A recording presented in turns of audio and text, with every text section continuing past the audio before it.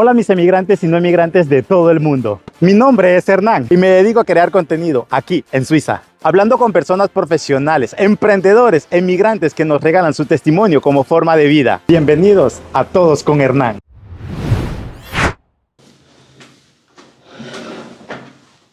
Hola Carlito, ¿cómo estás? Hola hermano, encantado de que estés de nuevo por acá en tu casa, ya la segunda vez. Es la segunda vez y nos vamos a tomar un Bueno, roncito. salud, hermano. Salud, mi hermano. Sabroso, Carlito. Gracias, Bueno, por... un placer siempre. Carlos, me quedé intrigado en la primera entrevista que tuvimos. Veo que hay mucho proyecto, mucho por dar. Y a mí siempre me ha intrigado la isla. No sé por qué, pero a mí me atrae mucho la isla. Tu isla.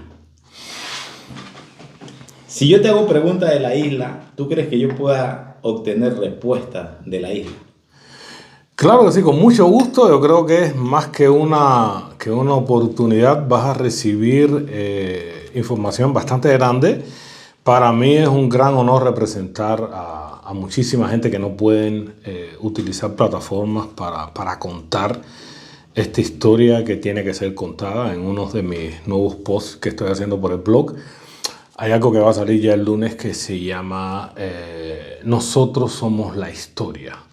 Cada uno escribe una historia. Esta isla tiene una historia que tiene que ser contada, que va mucho más allá. Estamos hablando de un libro, próximamente. De un libro también estamos hablando, y estamos hablando también del movimiento que se está haciendo en el blog que tengo, que son cositas pequeñitas que estoy sacando. Pero esta isla, como decías tú, esta isla del tesoro tiene una historia que ha sido un poquito reseñada, un poquito en cada una de las historias que a beneplácito tuyo has logrado contactar en cada uno de nosotros, pero que hoy vamos a darle con el ron bastante fuerte. Así que bueno, espero que la gente se sientan, tomen su asiento, se preparen, porque esto se pone bastante picante. Seguro que sí, hermano. Carlos, ¿por qué el cubano sale de la isla? ¿Por qué el cubano abandona la isla? ¿O por qué el cubano no se siente más en casa? Creo que has tocado un punto buenísimo, y eso no lo había escuchado. La situación es que el cubano no se siente más en casa. El cubano tiene que salir muy regañadiente, muy sintiéndoselo adentro. Tiene que escapar. Él no sale. Salir sería otra cosa. El cubano está escapando de la situación precaria en la que sobrevive día a día. Vivir es una cosa. Salir es una cosa, pero escapar de una prisión. Nosotros le llamamos a Cuba la cárcel más grande del mundo. Y ya estoy hablando con palabras mayores, con un tono bastante fuerte, pero así lo llamamos los cubanos, que Cuba es la cárcel más grande. Llamémosle la granja más grande del mundo. Se siente preso, ahogado, donde el mar, ese bello mar, se nace todos los días frente a nuestra vista como un muro. Es un muro que nos separa de todos, nos mantiene aislados y en un sistema de supervivencia tan grande que hay momentos en que al cubano de a pie, al cubano común, le es difícil diferenciar de cuándo lo está haciendo bien, de cuándo lo está haciendo mal, de cuándo es necesario o de cuándo debería imponerse. El cubano escapa de una situación precaria. Por eso es que estamos todos regados por el mundo. ¿Cuándo deja de ser isla para convertirse en cárcel? Cuéntame, ¿desde cuándo se coge el poder en Cuba? 1961. En 1961, el ex señor de la isla, el señor Fidel Castro, nombre y apellido, proclama en uno de sus discursos: dentro de mi revolución, todo; fuera de la revolución, nada. Y comienza un proceso de nacionalización. Lo hemos visto en otros países como en Venezuela, que han nacionalizado, o sea, le arrebató toda la propiedad privada a las personas que habían trabajado en ellos. Ellos se van a los Estados Unidos y a partir de ahí comienza un proceso de adoctrinación que no ha parado hasta el sol de hoy. ¿Cómo una persona coge el poder en Cuba? ¿Cómo una persona es dueño de un país de esta manera y adoctrina a toda una población a sus leyes, porque esto es poner leyes que para uno son leyes y para otros son cárcel. Sí, mira, yo voy a explicar ahora el sentido de una palabra que la gente la ven agresiva, pero que la vivimos todos los días. Cuando damos clases de idioma, sobre todo, el profesor de sea cual sea el idioma, digamos español, el de esa lengua, hace un dictado. Él dicta palabras que tú tienes que copiar. O sea, te dicen lo que tienes que escribir en la hoja y será corregido, está bien o está mal. Un sistema dictatorial como el que padece la isla recibe órdenes. ¿Qué comes? ¿Cuándo comes? Si es que comes, ¿qué piensas? ¿Dónde lo dices? Si es que lo puedes decir. Ya a partir de ahí estamos hablando de eso. Cuando Cuba se queda desamparado, o sea, que el potencial de Cuba se va, emigra, es la primera masiva emigración. A partir de 1961 se quedan las personas que de muy bajos recursos, y eso es con lo que trabaja la izquierda, el sistema socialista. Todo esto hacen regalías, le dan todos y se comienza, te lo voy a decir con mucho dolor porque lo hemos escuchado pero no lo hemos interpretado correctamente, la dictadura del proletariado, o sea, la dictadura del pueblo comienza a partir de ese momento, y que nosotros interpretamos que era que nosotros dictábamos. No, es que nos dictaron a nosotros qué hacer, cuándo hacer, cómo vestir, qué pensar, qué decir y qué no decir. Pero ¿cómo uno no se da cuenta de que te están poniendo una dictadura? O sea, ¿en qué momento le pone a toda Cuba una venda en los ojos? La venda en los ojos es cuando te regala. El ser humano tiene una tendencia de vivir bastante bien, y se rige, como todo en la naturaleza, por la ley del mínimo esfuerzo. Se regaló mucho. Te regalo, la educación es gratis, era una doctrina, la medicina es gratis, no salía del salario, el deporte, la masividad, todos van a tener de todos, con promesas, o sea, gaslight, una falsa bandera, con muchas regalías y darle al que en ese momento no tenía. La situación es que les quitaron a los que habían producido y todo eso se lo regalaron a las personas que hasta ese momento no habían tenido acceso, por una razón o por otra, a los sueños que querían realizar. A partir de ahí se establece un compromiso, es un mutualismo, un compromiso. Yo te doy y entonces aparece una nueva figura, Dios en la tierra. Antes recuerdo que esto lo conocí por mis abuelos y en mi casa estaba escondido el problema de la religión. Todo cubano tenía su santo, bueno, el sincretismo de nosotros, y había muchos carteles, estos muy bonitos, que decían, Dios, esta es tu casa y tal. Cuando sucede el adoctrinamiento, esta inyección que te ponen de toda la teoría que necesitan para poderte dominar, se sustituyó el Dios es tu casa por Fidel, esta es tu casa. A partir de ahí todo queda en ese poder, o sea, la gente quedó en una nube de la cual está despertando un poco ahora, pero que le es muy difícil escapar porque forma parte de su vida, se convirtió, normalizaron esa esclavitud moderna con un compromiso de falsas regalías. ¿Cómo aparece Fidel? Bueno, la figura de Fidel aparece a través de su padrino. Ya ahora, con tanta información que hay, el analfabetismo es una opción. El que no quiera saber, que no sepa.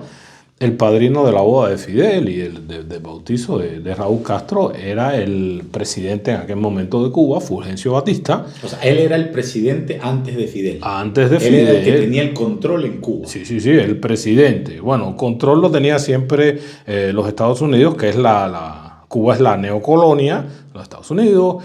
Batista es el presidente, responde a estos intereses, la cosa va bien hasta aquí. O sea, hasta ahí iba bien la cosa. Hasta ahí la cosa... O sea, el cubano era libre. Sí, no, el cubano era libre y había muchísima propiedad privada, había muchísima esperanza, y lo que no hemos entendido a través de estas miserias que nos han metido es que sí, había miseria, habían muchísimos problemas, pero todo el que quería emprender podía emprender. En Cuba. En Cuba, sí. ¿Cómo Fidel le quita el poder a su padrino? Fidel le quita el poder a su padrino, porque el padrino no es aceptado en los clubes de de Millonarios a ser un mestizo, era un mulato, era una persona negro, bastante adelantado. Bueno, todos conocen qué cosa es un mulato. Y él, por ejemplo, en los clubes de la playa no era aceptado, aunque era el presidente y tenía dinero. No, era aceptado entre la sociedad no, de los no, ricos. tú eres el presidente, pero aquí en esta parte de la high class tú no entras. Entonces, ¿Y Fidel?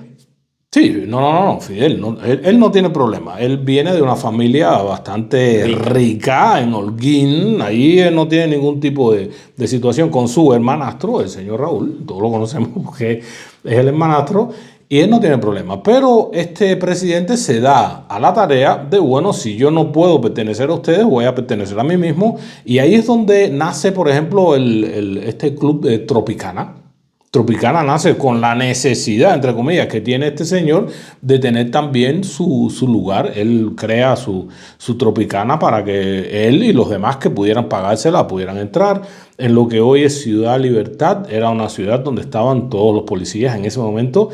Coge muchísimo miedo porque este hombre empieza a trabajar con una minoría que hasta ese momento no se había pensado mucho, que es con la raza negra, todos estos mestizos cubanos. Sí. ¡Pam! Y aparece el negro policía, el negro militar, tenían hospitales, todas estas cosas. Y yo creo que en los Estados Unidos empiezan a preocuparse un poco con una revolución de razas, cómo va la historia, me incomoda. Él comienza a tomar algunas decisiones que no van bien con las líneas que le estaban dando, como que se está saliendo de la línea. Y Fidel, que quiere pertenecer a un partido del padrino, le dice, oye, mira, no te metas en esto, yo no quiero meter a la familia en esto, usted se queda tranquilo, está muy joven para tal. Y empieza a mover mucho joven en la Universidad de La Habana. De ahí comienza todo este movimiento, Julio Antonio Mella, otras figuras y tal. Le vende un proyecto que al final él mismo traicionó y comienza a virarse, o sea, a ver cómo él puede integrarse en la línea del poder. Ayudado por el gobierno americano, no directamente porque tuvo que financiarse su historia, pero el gobierno americano deja de ayudar a Fulgencio Batista, que tiene que arreglársela sola, sin experiencia de guerra, etcétera, etcétera. Y bueno, ya Fidel está ahí. Tanto que en su guerrilla de la Sierra Maestra es acompañado por un periodista del New York Times. ¡Wow! Que el tipo va avisando cómo va la cosa con Fidel y todo eso.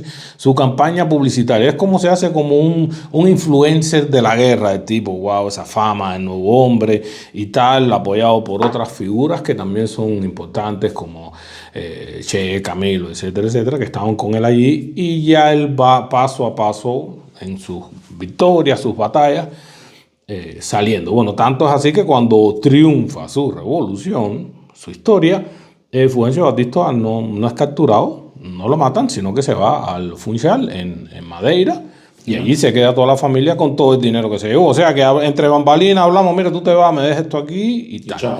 Ya, se debió haber pasado. Fidel declara que no es político, que no le interesa la historia, aunque sigue su carrera de influencer todas las noches o algunas.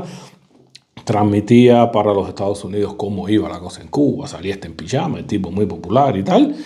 Pero los cubanos no fuimos capaces de resolver la situación política, no se organizó. Padecemos hasta hoy todavía de caudillismo regional. Los cubanos veían cómo Fidel iba obteniendo el poder.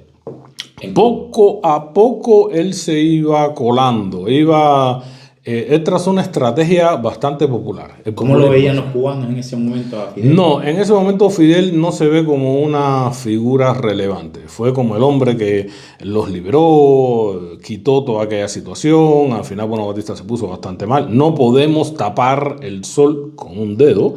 Y realmente este señor sanguinario.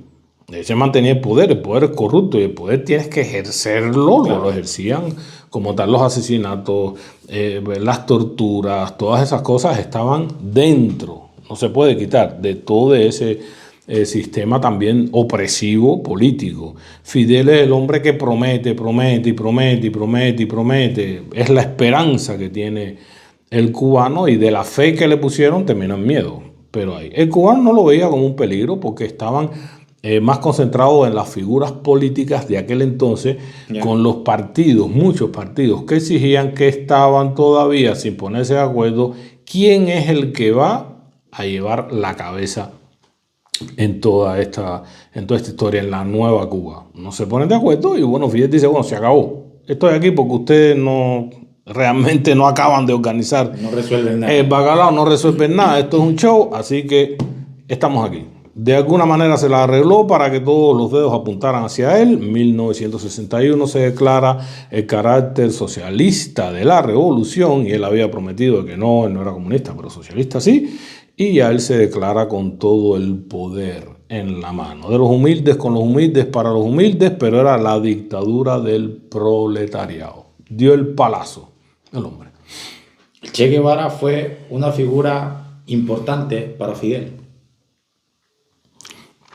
Che Guevara, la historia del Che Guevara que ha parado en tatuajes y en banderas mal usadas. En este momento esto va a doler, pero lo voy a decir. Es una figura muy importante, es muy impetuoso. Él llega al grupo de estos jóvenes que se preparaban en Latinoamérica, en México, para salir en el Yate Granma, pues como todos sabemos, quien lo conoce es Raúl, se lo presenta, le dice, mira, este argentino que está, que tiene ideas también bastante progresistas y él quiere llevar todo lo bueno a toda Latinoamérica, nos quiere ayudar y tal, ok, bien. Y en Cuba él realiza una campaña bastante violenta, impetuosa, donde sí tuvo batallas. Era uno de los puntos fuertes con que él contó junto con Camilo Cienfuegos para llevar una invasión desde una punta a la otra de la isla, coronándose en la batalla de Santa Clara, donde una cosa que fue bastante violenta, conocida por todos, y bueno, Che Guevara ahí se corona como el tipo, que liberó toda Santa Clara, descarriló un tren, toda aquella cosa en la guerra que hicieron. Y Che Guevara se muestra como una figura importante para ayudarlo, y después, en el periodo revolucionario, que hicieron ellos, es el ministro de Industria, por las ideas que tenía de construir un país nuevo y desarrollar industrias y todas esas cosas. Era un joven que tenía muchísimas ideas que quería llevarla a cabo. Ayudó mucho en este proceso. ¿Tú piensas que el Che Guevara fue manipulado por Fidel en algún momento de su vida? ¿El Fidel manipuló al Che Guevara o el Che Guevara sabía muy bien lo que se estaba haciendo? Sabía muy bien en el caldo que se estaba metiendo. Che Guevara, yo pienso desde mi idea muy personal que él puso su fe en la palabra que le había dado Fidel. Me puso su fe porque, bueno, habían hablado de cuando él lo ayudaba a que triunfara la revolución, Fidel lo ayudaba a él para liberar los pueblos de Latinoamérica, que a través de su histórico recorrido que hizo por Latinoamérica, bueno, él se conmovió con toda la situación que había, él dijo, tengo que liberar a la gente de todos los gobiernos corruptos, etcétera, etcétera, según como cuenta la historia, y él esperaba eso de Fidel, yo te ayudo y después tú me ayudas. Incluso este puesto de ministro de Industria era algo un poquito incómodo para el Che, según se cuenta en muchos libros, porque él esperaba la pronta ayuda. Ya terminamos la revolución, es lo mío, dame lo que habíamos acordado, la ayuda que necesito, que tengo que ir a por mi proyecto. Y un poco se sintió incómodo porque eso se iba letargando, oye que no llegamos, oye que sí, hasta que le dice, bueno ya, llegó mi momento, me tengo que ir, me voy. Traicionado. Desilusionado. La traición viene después con una falsa carta que se lee en un discurso de despedida del Che, según cuentan los más allegados a él. Es una carta improvisada que se lee, pero también podemos analizar que si nadie sabía dónde estaba el Che, ¿cómo vas a hacer una carta de despedida al pueblo de Cuba? Una carta que el Che no puede escribir para despedirse del pueblo de Cuba porque él se va incógnito, él se va escondido para que ni la CIA ni los que podrían haberlo buscado, que estaban interesados en él, supieran dónde estaba. Así que jugando muy románticamente como que lo chivateó. ¡Puc! Ya, lo dije, ese fue. Ya, cójanlo allá que está por Bolivia. Y se lo quitó de arriba. Es una táctica bastante fidelista, ¿no? Que el hermano también lo hace. La piedra que tengo en el zapato me la quito de arriba. Que lo han hecho con todo. Todo lo que le molesta desaparece. ¿Cuándo Fidel comienza a esclavizar al pueblo de Cuba? Fidel empieza a esclavizar al pueblo de Cuba ya a partir de en esta década del 60 y el 70, con el compromiso de todas las regalías que le hizo. Como te he contado anteriormente, todo era regalado, pero no sale del salario del cubano, que era un salario bastante bajo comparado con cualquiera del mundo, pero Fidel tenía el sustento del CAME, ese grupo comunista europeo que funcionaba en esa década antes que se cayera el muro de Berlín, y bueno, ahí llegaba. Lógico, nadie conocía el contrato que se tenía.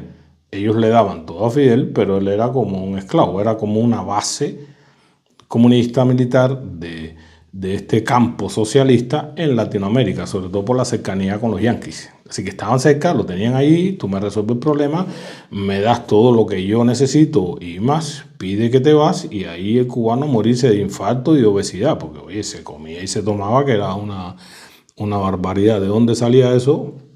Regalado. Cuba perdió su economía y se hicieron todos los desastres económicos y estos desastres de cultivos. La monoproducción llegó a Cuba, el plátano se jodió, que se jodió el azúcar, la producción de azúcar.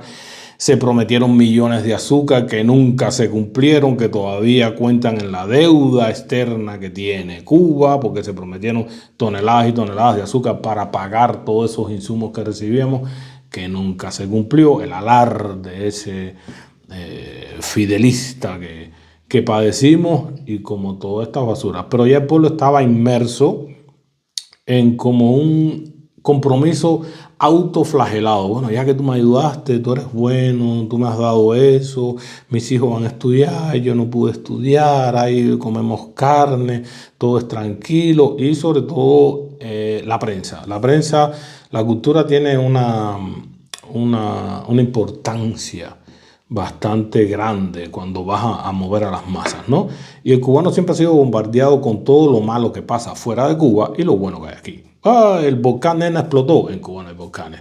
La nieve se cayó por allá por Suiza, en Cuba no tenemos ese problema. Inundación en otro lugar, no, aquí no. Y cada vez que llegaba la temporada ciclónica, que es normal por la posición que tenemos en el Caribe, de noviembre a... Sí, empieza en agosto, noviembre, así empieza la temporada ciclónica. Aparecía Fidel como figura de que vamos a resolver aquí, te doy una casa, te doy aquello, te doy lo otro, y se coloca ahí. A partir de ahí el pueblo cubano se quedó dormidito, tranquilito. Desde ahí comenzó a manipular todo. Desde ahí siguió la manipulación, aumentó. Fidel es un gran lector, era un gran lector de Nikita, de Stalin. De ahí podemos ver cómo, si tú estudias el ejemplo de Stalin, cuando le preguntan a Stalin qué cosa es comunismo, los generales de Stalin no sabían qué era aquello, socialismo, comunismo, triunfamos con los alemanes, pero qué cosa es. Coge una gallina, ese es el ejemplo de la famosa gallina de Stalin, la despluma despiadadamente. Esa gallina estaba, imagino, con unos dolores increíbles, sangrando, y después dice, tráiganme trigo, y lo va poniendo en el piso, lo echa, y la gallina va picando. Dice, esto es el socialismo. Tú los mutilas, y después le das un poco de comida y de diversión, y ellos te lo van a agradecer. Así ha funcionado. Esa es la fórmula perfecta para mantener a la gente ahí, dependientes del sistema. ¿Qué pasó con los millonarios que vivían en Cuba y que tenían sus empresas? Bueno, cuando se nacionalizan, ellos se van a Estados Unidos con la esperanza de recibir un apoyo, una ayuda, que Cuba fuera intervenida y se les diera de regreso todas sus propiedades. Incluso ahí es cuando viene la invasión a la bahía de Cochino, que son los cubanos que tenían pensado atacar, hacer una cabeza de playa, pedirle al gobierno de los Estados Unidos, cuando aquello estaba Kennedy, estaba Kennedy en el poder, que firmara la invasión. Llegaban, se hacía la invasión, acababan con ese sistema y volvían a implantarlo. No se firma la intervención americana, así que bueno, se cambiaron mercenarios por latas de compota. No es una canción, es así. Yo te doy los mercenarios que quedaron vivos después de esta contienda y tú me das compota para el pueblo. Así fue como se terminó ese conflicto de un par de días, y ellos se quedaron con la esperanza de de volver a su tierra, de que aquello cambiara, de que se les reintegrara. Empezó a florecer la Florida, Miami, que era donde más estaban. Y después nace el embargo. Aclaremos bien, embargo. Para los que viven en Suiza y estarán viendo, el embargo es como el Betreibung. Que ese embargo no incluye, esa es la ley Hart-Barton, no incluye ni insumos de medicina, ni las cosas de la escuela, ni necesidades para el pueblo cubano, sino que es a la familia que está en el poder. Se le hace un embargo por el cual tienen que pagar cash y hay cosas que no se le da crédito, no se le da facilidades O sea, bancarias. a ti te embargaban de tus propios bienes. Sí, ellos no quisieron pagar, Fidel no quiso pagar ninguna patente. Este es el escándalo que hay con la familia Bacardi. Por eso no se puede producir el Bacardi en Cuba. Se crea el Ron Habana Club, porque pierden la patente. Él le dice, mira, la patente la tengo yo. Yo soy el que produzco, yo soy el dueño, yo soy el creador, yo soy Bacardi. Así que si tú quieres producirlo, mira, no hay problema, fíjate a dónde vamos. Si tú quieres hacerlo, pues bien, nada, me pagas por la producción, que no te voy a pagar, entonces no puedes producirlo. La cosa se puso más turbia con la cerveza Toy, que también pertenecía a la familia, pero de forma mágica los papeles no aparecieron. Y todo pasó así con esas cosas. Esas personas perdieron sus propiedades y no se le indemnizaron por el uso de las propiedades que habían creado.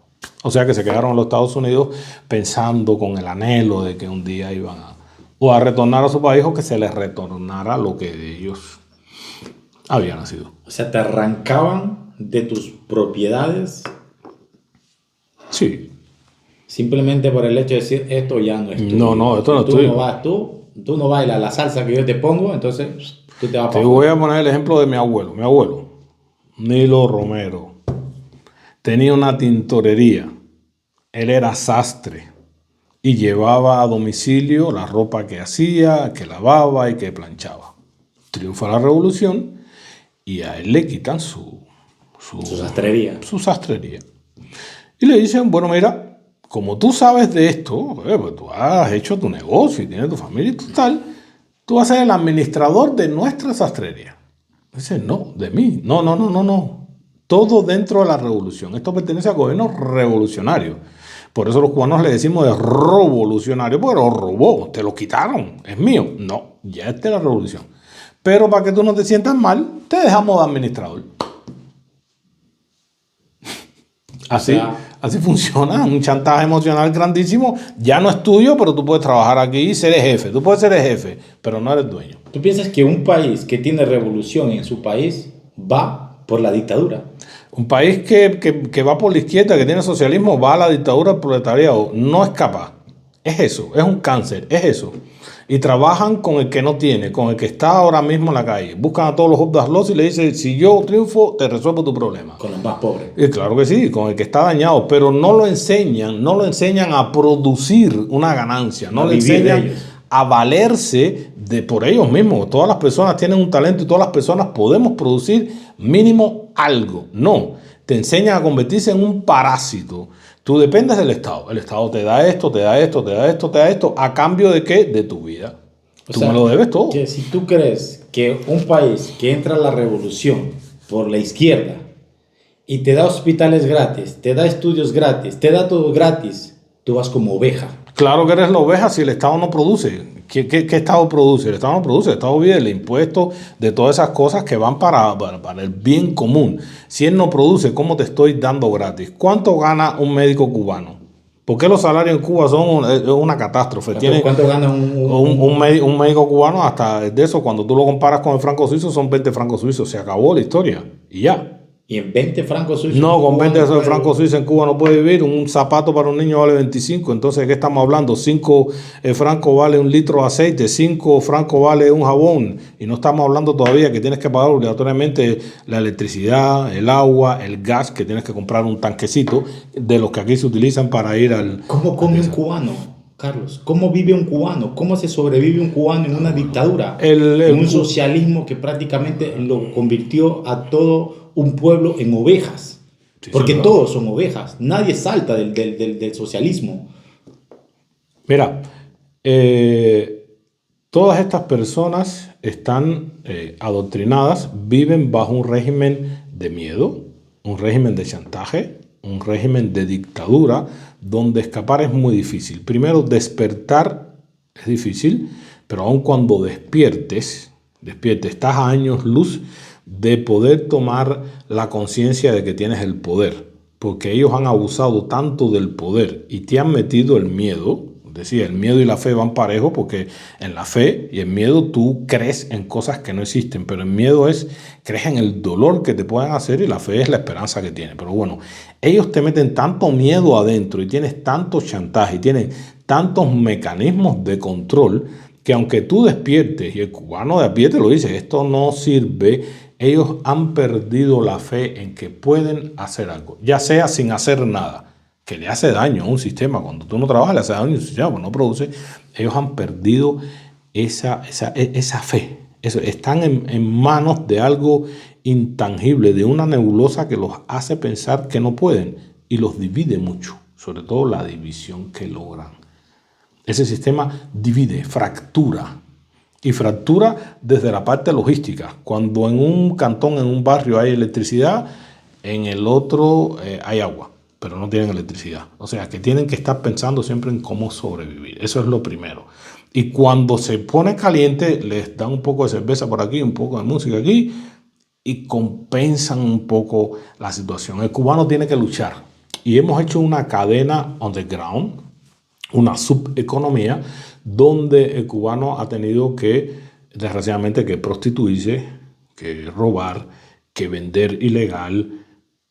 Desde una secretaria, un médico, no escapan muy pocas personas que no puedan vivir decentemente de su trabajo. Voy, trabajo, gano un salario y me pago la vida. Estas personas están luchando todo el tiempo. Se llama así, luchar. Cuando dice, oye, estoy luchando, es que estoy viendo a ver hoy, en este día, cómo resuelvo un problema de los miles que tengo.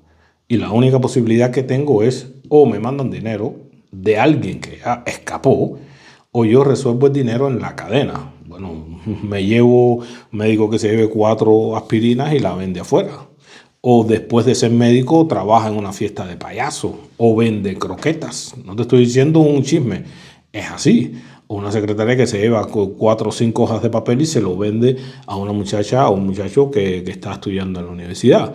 Muchacha que estudia en la universidad que a lo mejor en la noche tiene que prostituirse porque tiene que pagarse un cuarto en La Habana porque no es de ese cantón, o tiene que tener acceso a una computadora para poder escribir una tesis. Y así ves que la cadena sigue y sigue y sigue y no para, porque tú no puedes cubrir tus necesidades básicas con un sistema que es indolente y egoísta. Ellos arriba lo tienen todo, arriba o al lado. Es un mal gobierno que viven para ellos y los demás solamente lo único que te venden es miseria y tienes que sobrevivir, tienes que aguantar consignas y la culpa de los americanos. Hasta ahí llegó la historia. Resistan, aguanten, vamos para adelante, todo se va a resolver, bla, bla, bla, y sigues con los pies en el piso. La dictadura es capaz de convertirte como vecino en tu peor enemigo. Siempre han tenido ese lema. Siempre han tenido ese lema. Es un lema bastante ridículo, porque todas las personas se van a vivir a casa del enemigo. Eso es lo que ellos mismos no entienden. Mi vecino es mi peor enemigo. Sí. Todo lo que pasa en Cuba. Pero yo soy cubano, quiero luchar por el proceso. Todo lo que pasa en Cuba es culpa del vecino, es culpa del americano, es culpa hasta de tu vecino. Cuando triunfa la revolución en el 61, hacen el Comité de Defensa de la Revolución. Vamos a hablar del vecino más cercano. Ok, espérate. Cuando la revolución es capaz de pagarle a tu vecino por ser tu policía. Sí. O sea, la revolución llega hasta eso. Sí, claro. Ellos mantienen un sistema de control, y es un control de masas que empieza. Un sapo. Sí, es un control de masas que empieza desde el núcleo más pequeño. Estamos hablando del barrio. Y estamos hablando de 1961, no habían teléfono, no habían toda esta tecnología, pero la gente, Radio Bemba, de boca a boca lo hacían. Así que había un comité de defensa de esta revolución, donde cogían a las personas más comprometidas, los más reacios, los pobrecitos más envenenados de todo este sistema, y ellos estaban encargados de vigilar el movimiento en el barrio. ¿Quién vino? ¿Quién no vino, quién tiene familias en el extranjero, o sea, se le llamaba gusano porque se arrastraban, lumpen, toda esa gente, cuando venían, cuando se iban, después quién tenía dólares porque no se pagaban dólares, quién se compró un refrigerador, quién tenía un auto, la hija de fulanito del barrio que anda con extranjeros. Todo esto se lo ponían generalmente a los más viejitos, le daban un teléfono, bueno, la telefonía estaba prohibida, le daban un teléfono y se llamaba siempre a la policía, informaba, ay, fulano, el otro hizo tal cosa. Entonces, y ahí se crea un sistema también con el que ellos juegan con estas pasiones bajas, la envidia, el chisme, la chivatería, todo eso. Pero la gente lo tenía que hacer por sobrevivir. ¿O tenían algo a cambio esta gente por la información? Algunos tenían un teléfono, ya es que se sentían con un teléfono, se sentían privilegiados, decían, los demás no tienen, yo tengo un teléfono, otros le daban su habita, su cosa, o le daban una palmadita allí y se sentían un poco mejor, se sentían importantes, ¿no? También el discurso influye. Algunos, los más comprometidos, ya que entran en el sistema de la policía, los militares, etcétera, recibían una jabita, un saquito, donde les daban arroz, frijoles, un poquito de mortadella, aceite, cosas que no tenían los otros, para que estos se sintieran también comprometidos y tuvieran la fuerza de seguir defendiendo esta revolución. ¿Por qué tú no quisiste ser parte de la revolución? No, mira chicos, yo nací en el 1972. 1970, la crisis de los cohetes estos con Nikita Khrushchev de los Estados Unidos, la Guerra Fría, cosa que estamos viviendo ahora, toda esta situación geopolítica, la conozco desde que nazco.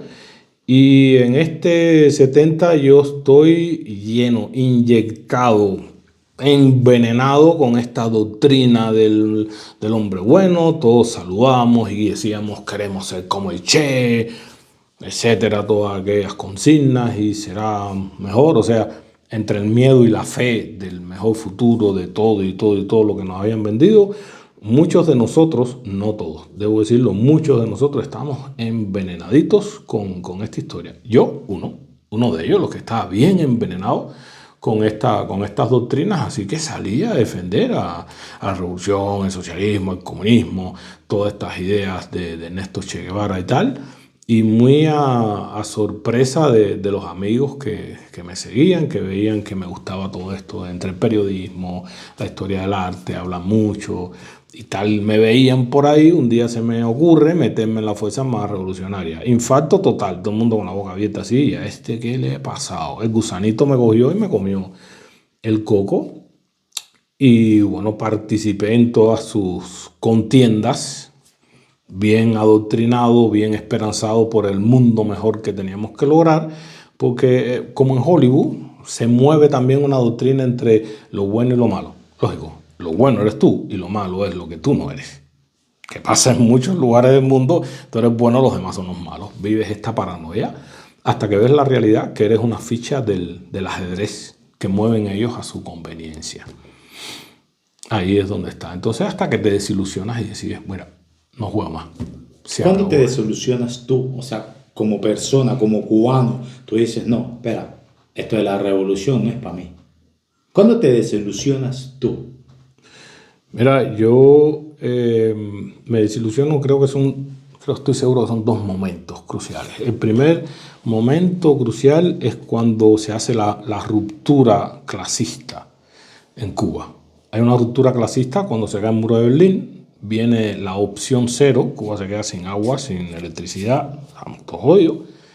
Y después viene el periodo especial, donde hay una cierta recuperación, la cosa va en altos y bajos, muy mala, pero ya no era cero, ya teníamos un 1, ya del 0 salimos al 1, y donde personas como yo, que trabajábamos en las fuerzas estas como militar, empezamos a recibir esa jabita que todos conocemos, los cubanos que me están viendo sabrán de esa jabita, ¿no? Te dan tu jabita, tu aceite, tu carne, tus frijoles, tus platanitos, según también tu grado, ¿no? Para que comas bien, para que tengas fuerza para defenderlo, pero cuando llegas al barrio moralmente no te sientes muy cómodo, ¿no? Porque estás viendo a tu vecino. Estás viendo tu propia gente. Estás viendo a tu gente que están pasando hambre.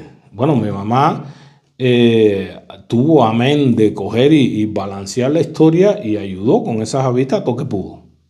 No era mucho, pues teníamos que alimentarnos nosotros, así que por lo menos compartía con aquel, con el otro, se hacían De lo que te daban a ti. de lo que me daban a mí. Lo compartía. Tú tenías bien de por lo menos hacer eso y esto que moralmente compensaba un poco Pero tú te estabas sintiendo la situación. que tu plato de comida no era para ti. Pero te sientes muy mal cuando tú ves, no lo escuchas, ves que el niño de tu vecino desayunó hoy agua caliente cuando se podía tener caliente o agua cuando había con azúcar prieta y el pan que el padre no se comía. Pues te dan un pan, son muy religiosos, el pan nuestro de cada día te dan uno, el que te toca, ya cógelo ahí. Y habían padres que decían, yo no me como mi pan, se lo dejo a mi hijo, porque ese será a lo mejor la comida. Y oye, habían familias que del agua con azúcar y el pan no pasaron. Y si de verdad eres un ser humano, te duele. Dice, ¿cómo yo puedo comer si mi vecino con el que estoy hablando y tal, cómo le miro la cara, ¿no? Decir, oye, ¿qué tal? ¿Cómo está? ¿Cómo te voy a preguntar si está más mal? Que ya no se puede estar más mal. O sea, tú sentías ese remordimiento sí. por dentro. Te sientes mal. Primero eso, de por qué si estamos luchando porque sea bueno y tenemos el potencial de que sea bueno y no lo queremos hacer. O sea, el gobierno no quiere ese avance. No les conviene. No lo están haciendo. No buscan ni la manera. Y cada cubano que sacaba la cabeza en ese periodo especial de innovación y racionalización se bloqueó. ¿Por qué? Pues bueno, los ministros nuestros súper corruptos, le estoy mandando un saludo a todos los corruptos ministros, esos que todavía tenemos, gordísimos además. Se jodan. Toda esa gente venían a Europa con su dinerito, con la plata que tenían allí y compraban productos, sobre todo vencidos. Pues reciclaron mucha harina con gorgojos, con bichos y eso que nos llevamos. Entonces decías, pero esa harina, ¿por qué tiene tanto bicho? Lógico, llegaban aquí y decían, ¿cuánto vale el kilo de azúcar?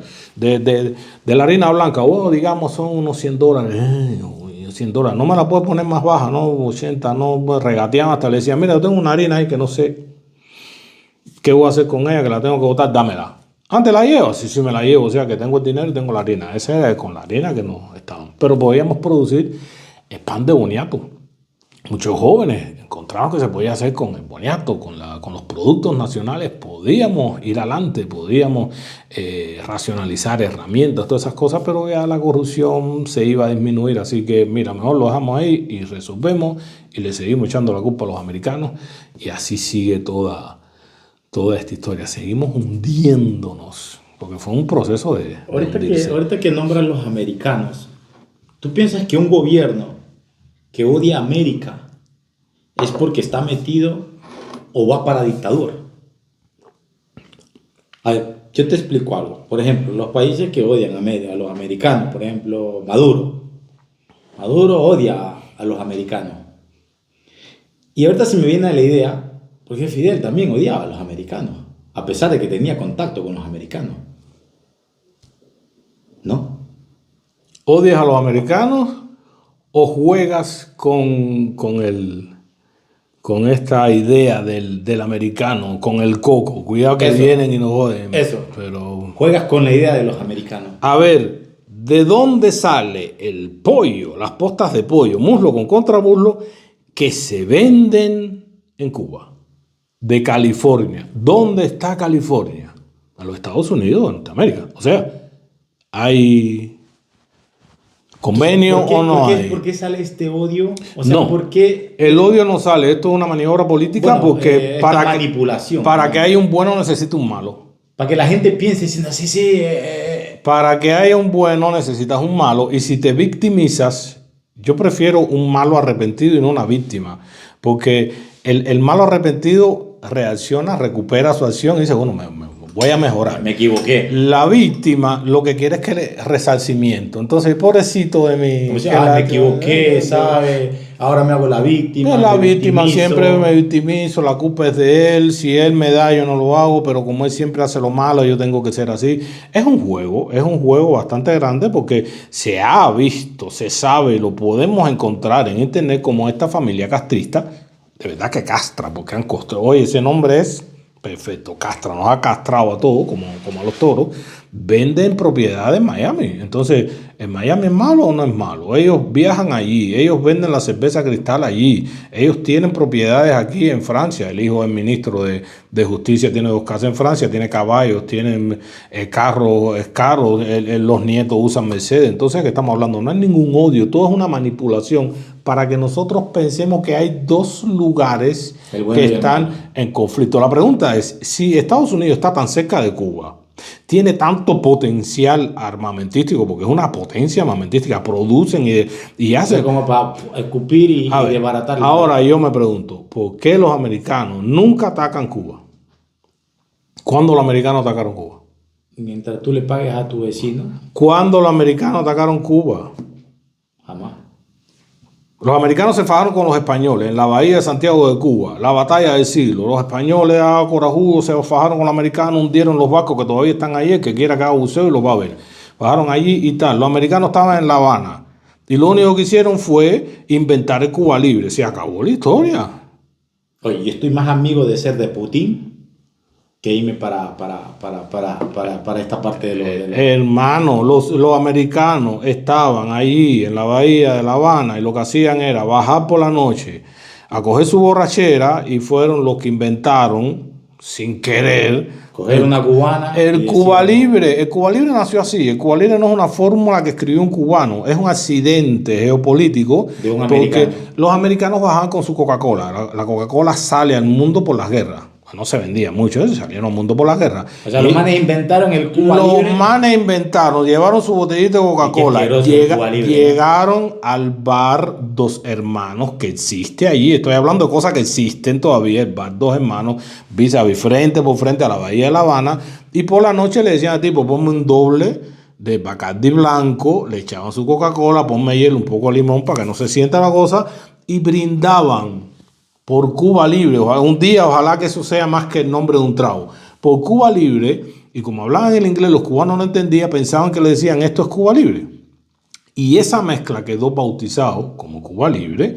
Después estos hermanos dueños del bar escribieron, organizaron la historia y se quedó como un trago de allí, pero no es una fórmula que inventaron los cubanos. Entonces, ellos ni se metieron en el lío, ni mataron gente allí, ni tiraron, ni nada. Bueno, jodieron en su borrachera, hicieron cantidad de cochinada, no se pueden quitar las cosas. Pero cuando los americanos han invadido, cuando pudieron invadir en este conflicto la bahía de Cochino, Kennedy dijo, no, es un problema entre cubanos, no me meto, tampoco.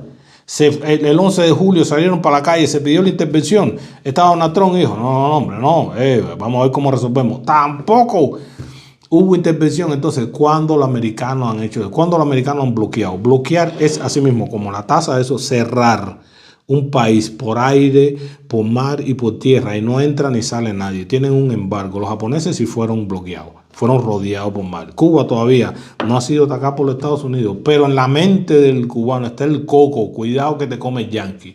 Mi pregunta es, si son tan malos, ¿por qué los cubanos se van para Estados Unidos?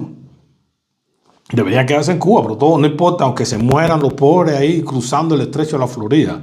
Es un crimen que yo se lo pongo a todos estos salados de la dictadura castrista. Se van a donde está el malo. Ya la lógica común te está diciendo de que la cosa no puede estar tan jodida el lado allá y no puede ser tan malo. Yo no sé si son buenos o no, pero como esa dictadura, no. Y donde la dictadura pone su mano peluda, que lo ha puesto en todos los mal gobiernos de América Latina, Nicaragua, México, con los que vienen en Argentina, etcétera, pipí, la han cagado. Ya, diciéndolo así. Me disculpa la frase, la acabaron. Han desgraciado a pueblos. Lo único que exportan es miseria, bajas pasiones, problemas y mucha corrupción. La segunda vuelta donde me desilusioné es en la guerra. El CAME, volvemos a la parte socialista. Dale. Fidel. Bueno, tú recibes todos los insumos que tú quieras, te damos todo lo que quieras. A ti te atienden bien. No, tú todo lo que tú quieras te lo damos. Mira, Fidel, ¿qué tú quieres? No, yo quiero de Bulgaria, esos pomos de conservas Bulgar, aquellos ají rellenos, los pomos de Como un rey. jugo. No, como un rey. Tú escribes aquí todo lo que tú quieras, nosotros lo damos, no hay problema. Pero en cambio tú mandas tus tropas de carne de cañón a la guerra. Así que en la batalla de África, por conquistar todo lo que querían, que no fueron a liberar a nadie, nos mandaron a todos. ¿Cuántos cubanos murieron en esa guerra donde los africanos no nos querían? Pues decía, primo, yo no quiero lo que tú, yo quiero trabajar, tener mi dinero. Y yo decía, no, chico, el socialismo le Ya compraron explicamos. una guerra que no les corresponde. No, en ningún momento. O sea, los africanos no querían ayuda. No, africanos dijeron, no, era el grupo ese, la MPLA, el grupo Agustino Neto, que querían su onda socialista, fajar unos con otros, pero los de a pie, lo que querían era producir y tener su dinero, pues no los decían. Ahí en esa guerra hicimos misiones, una de las más nombradas es la de Cuito Guanabales, donde los cubanos se batieron como leones con lo que no tenían. Y bueno, las acciones que se hicieron ahí son acciones heroicas. No sé por qué ese gobierno no tiene el honor de reivindicar tanta sangre cubana ahí que se ha derramado y hablan de todo lo que hicimos ahí, cuántos padres, familias, hermanos y todos que fueron al servicio militar obligatorio. ¿Entendiste bien? Obligatorio, no es una opción. Si aquí hago el... Tú estabas metido en todo ahí. No, estaba metido. Yo era militar, como te decía, con mi locura esa que me fui a liberar el mundo y tal, siguiendo a Che y todas esas cosas. Y cuando llego allí... Espérame ahí. Para ti el Che era un revolucionario que estaba a favor de Cuba o estaba a favor de Fidel. El Che estaba a favor de él, pero nunca estuvo a favor de Cuba porque los primeros campos de concentración que se hicieron, porque ahora hay campos de concentración más grandes, pero el Che creó 2 campos de concentración, a lo más, a uno se llamaba, para curar mentalmente a los homosexuales. Según su teoría, la homosexualidad es un problema psicológico que se quitaba con trabajo duro. Así que la gente que son homosexuales, amigos míos, eso es para mí es un deseo, una orientación, una cosa muy normal. Para el Che, los que lo llevan aquí en el pecho, en esas manifestaciones que hay, él pensaba que estas personas eran enfermos y los recluyó en estos campos de concentración para darle trabajos duros, casi que tortura, para que recobraran su hombría o su cosa. Así que mira de qué personaje estamos hablando. ¿Para ti era héroe o sanguinario? No, nosotros le decimos el asesino. Tiene una imagen bastante linda, pero detrás de esa imagen, su doctrina. La que lo su conocen los historia. cubanos, la que saben los cubanos. Sí, no, nada de eso. Y hay mucha gente ¿Por que qué ha un llorado. cubano no se tatúa la cara del Che Guevara como se tatúan muchísimas personas? Sobre todo estas generaciones que han despertado a la doctrina, porque en la doctrina te venden una imagen, ¿no? Sí, o sea, por ejemplo, yo te digo así. Yo una vez vi un tipo que tenía aquí tatuado la cara del Che Guevara y en la espalda tenía libertad o patria. Patria o muerte. Patria o muerte, que era la dichosa frasecita del Che Guevara. Patria o muerte. Esta se quedó como la frase de toda la revolución que se dijo ahí cuando se decreta. Y que todos los revolucionarios la usan. Patria o muerte. Patria o muerte. Por eso yo digo patria y vida. Aquí siempre va a ser así. Patria y vida. Pues yo conozco una señora que fue a Cuba, le vendieron la imagen de Che y se la tatuó en el muslo.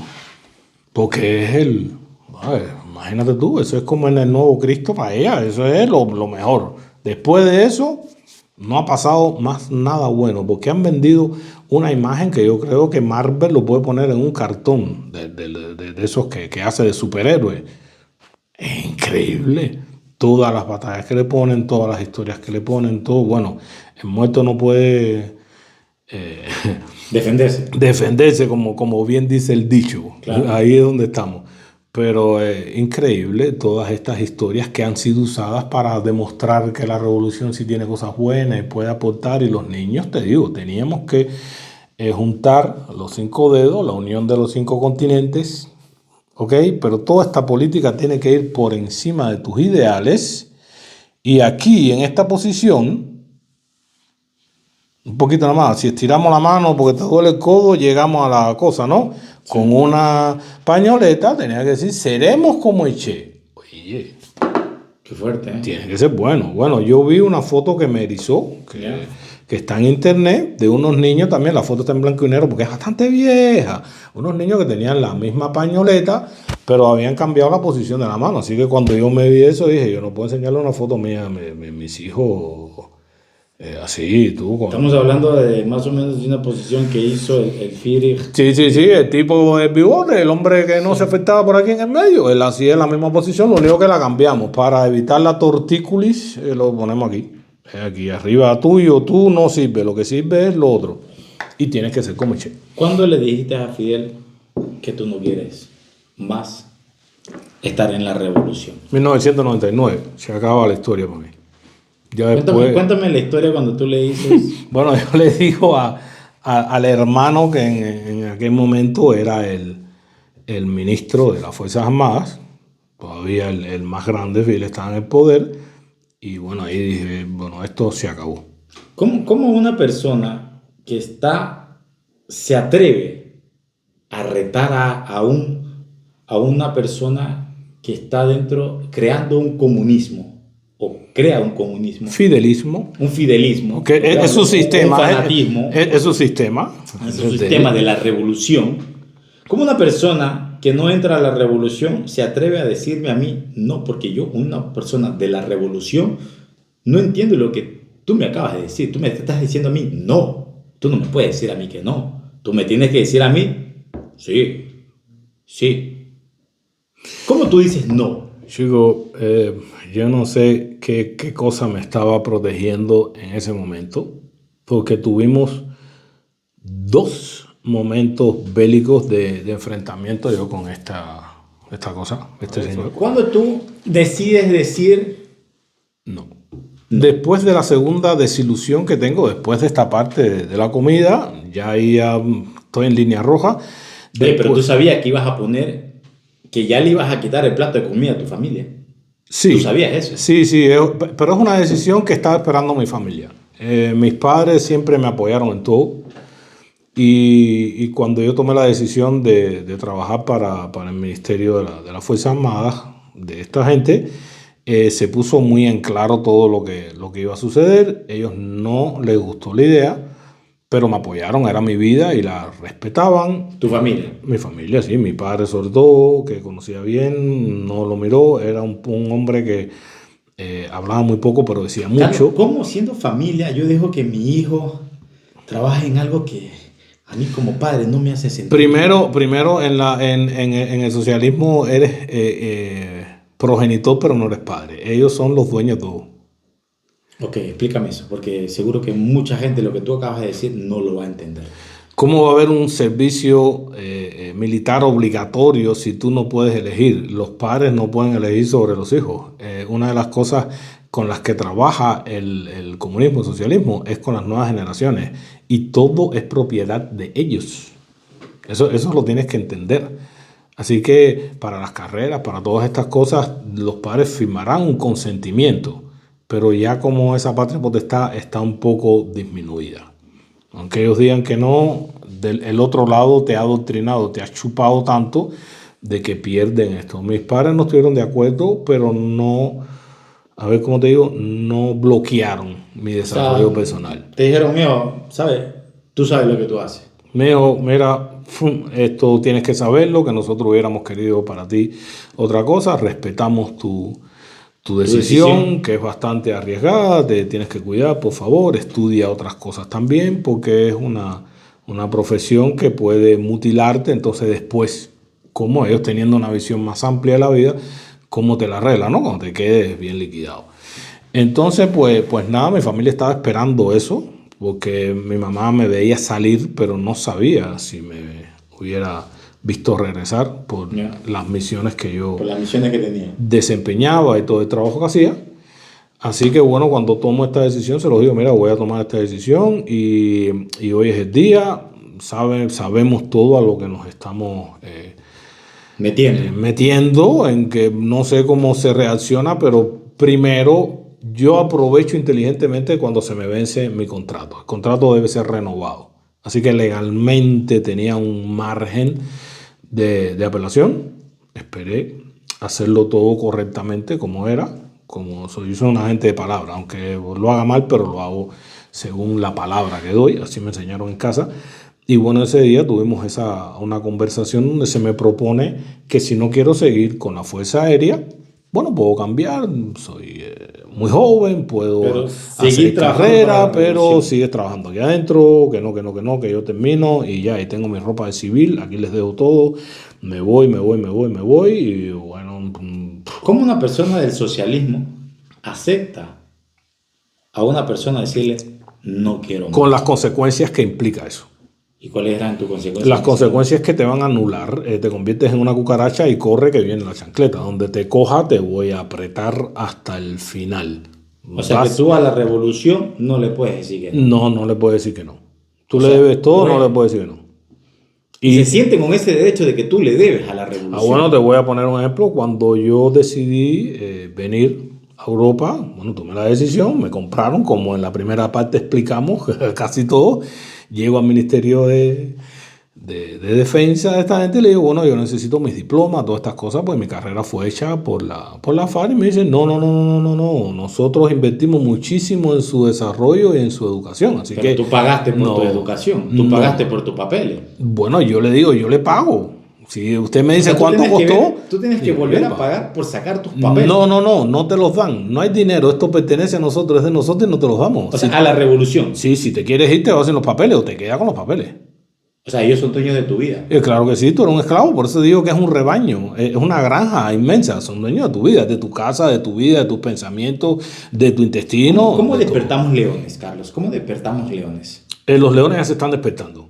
Y una de las cosas que va a hacer un boom es esto que estamos hablando, porque yo creo que nadie se ha atrevido a hablar así con Y te doy tanto- gracias por todo lo que tú me estás aportando dentro de los dos canales, porque no. esto es un conjunto de los dos. Sí, Esto es un canal de los dos. Lo más lindo es la colaboración con la que siempre hemos soñado, que comienza aquí y estamos invitando a toda la gente que se sumen porque nosotros somos la historia, una historia que tiene que ser contada y esto es lo que le pone las barreras. Las consecuencias van a ser inmensas, pero Pero estamos despertando leones, Carlos. con tremendo orgullo lo estoy haciendo. Mira, Que vamos a pase- ponerle al canal Despertando Leones. Que pase lo que pase, el canal se llama Despertando Leones y ya desde ahora voy a sumar, también voy a meter en el chocolate a una persona que admiro muchísimo, se llama Yotuel Romero, que ha hecho un documental de su canción Patria y Vida, que la ha tenido que hacer por las amenazas de vida que ha recibido de este régimen él y su familia, por haber cantado la verdad, por haber cantado por su pueblo, por haber pedido libertad. Entonces, si él es capaz de arriesgar toda esa cosa en nombre de millones de cubanos que estamos por el mundo, yo me siento ya en la obligación de salir y que pase lo que vaya a pasar, porque ya ahora sí, yo soy libre, como dice una canción, y sé lo que cuesta y eso no lo voy a perder. Hay que decir la verdad, hay que salir. Los leones se despiertan cuando ven que el más pequeño de todos, yo soy una gota en medio de este océano de cubanos que estamos luchando en el mundo, dice basta y ahora sí vamos a echar a andar.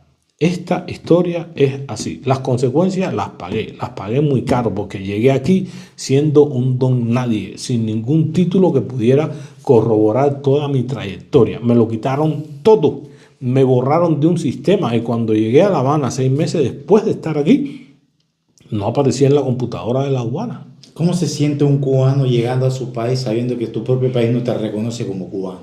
Hermano, es una sensación dura porque tú no eres de aquí, pero ya no eres de allá. O sea, no eres nadie. No eres nadie. Ellos te hacen, quieren que te sientas nadie.